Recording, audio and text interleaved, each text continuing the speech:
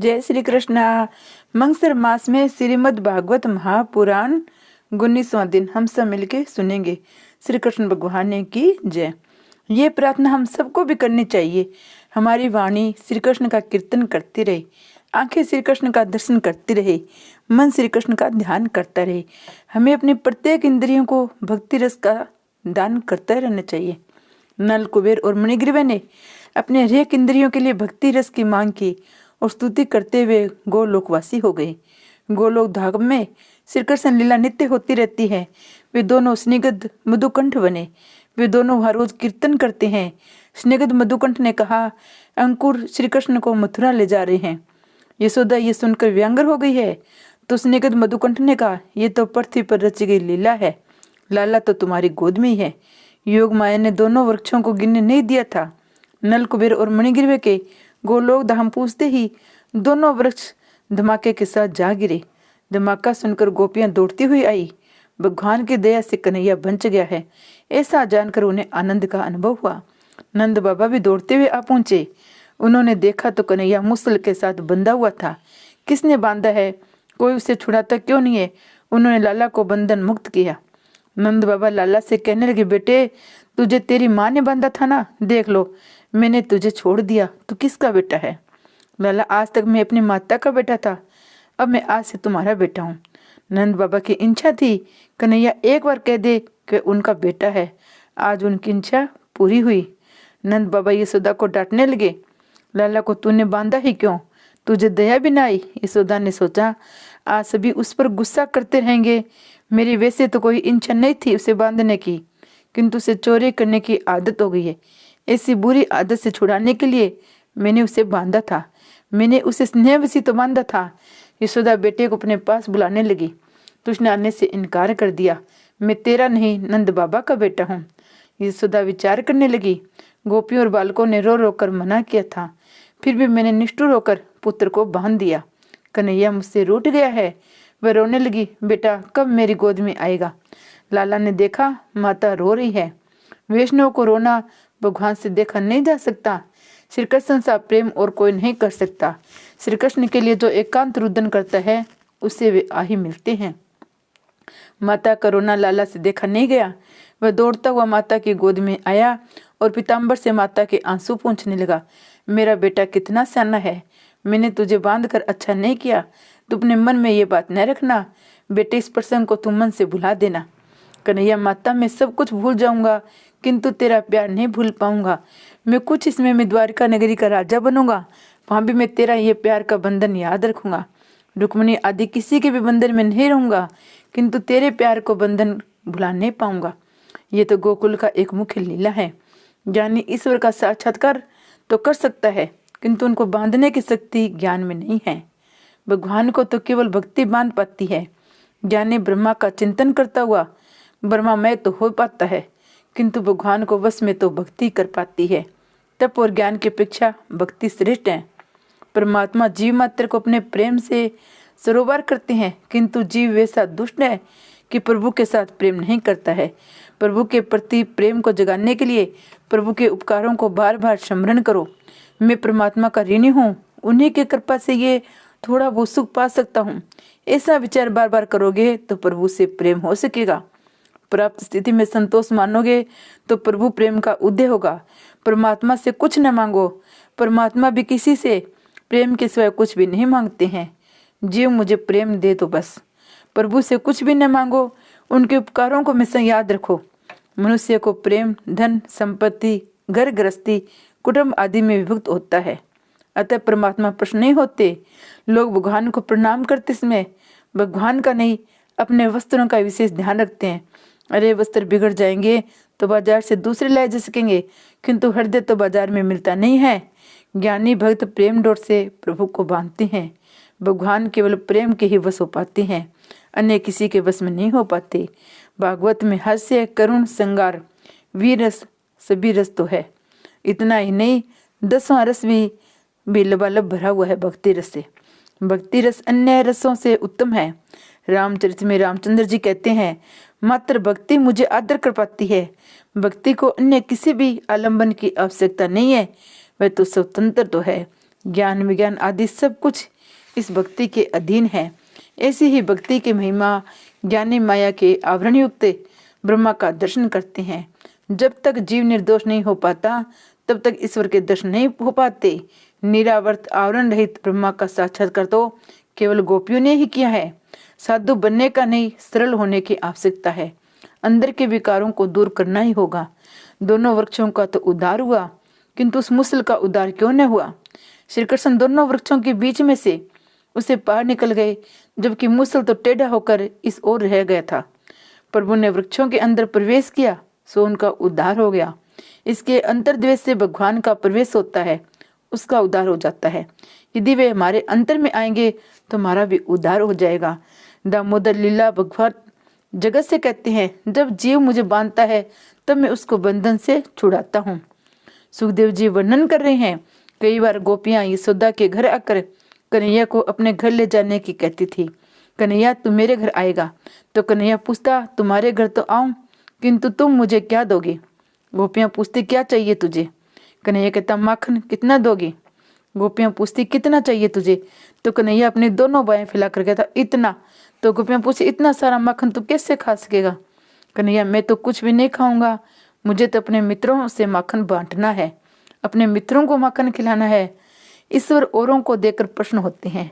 खाने वाले की अपेक्षा औरों को प्रेम से खिलाने वाले को अधिक आनंद मिलता है। मन माखन सा कोमल हो जाए, जीवन मिश्री सा मधुर, तो कन्हैया अवश्य आएंगे। गोपी ने सोचा, इसे माखन दूंगी तो उसे लेकर तुरंत चला जाएगा, उसे कुछ देर रुकना चाहिए। उसने कहा, लाला माखन मुफ्त में नहीं मिलेगा, तुझे मेरे घर का कुछ न कुछ काम भी करना होगा। कन्हैया ने पूछा, कौन सा काम करना होगा मुझे? गोपी ने कहा, जा वह पाठ लिया।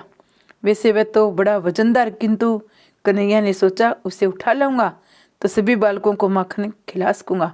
वह पाठ वजनदार था, सो हाथ से छूट गया। कन्हैया का पीताम्बर भी खिसक गया। ब्रह्म ज्ञान प्राप्त होने के बाद अविद्या का अंश बाकी रह जाता है, क्योंकि पारबंध कर्म तो भुगतना ही पड़ता है। अज्ञान का पूर्ण नाश हो जाए तो पारबंध कौन भोगेगा? ब्रह्म ज्ञान से पारबंध कर्म का नाश नहीं हो पाता है। ब्रह्म ज्ञान से क्रियमान सचित कर्मों का नाश होता है। जब तक इस देह का पारबंध है तब तक अविद्या शेष रहती है। पारबंध कर्म के भुगतने के बाद उसका नाश हो जाता है। ज्ञानी को ब्रह्मा साक्षात्कार होने पर अविद्या का अंश बाकी रह जाता है। कुछ आवरण के साथ साक्षात्कार होता है, किंतु इन वज्र भक्तों को तो अनावर श्री कृष्ण के दर्शन होते हैं। वैसे तो दुर्योधन को भी श्री कृष्ण भगवान के दर्शन हुए थे, किंतु बीच में माया का आवरण था, सो उसका उद्धार नहीं हो पाया। कन्हैया पाठ ले आया, उसने माखन मांगा तो गोपी ने कहा, लाला तू नाच तो सही जरा। माखन के लोभ से कन्हैया अब नाचने लगा। जगत को नचाने वाला नटवर गोपी के प्रेम वशीभूत होकर समय नाच रहा है। गोपियों के प्रेम से बंधे हुए श्री कृष्ण उनके घरों के काम कर रहे हैं। गोपियों के सिर पर पानी की गागरियां चढ़ाती हैं, सामान इधर उधर करने में मदद करते हैं, उनके मनोरंजन के लिए नाचते भी है।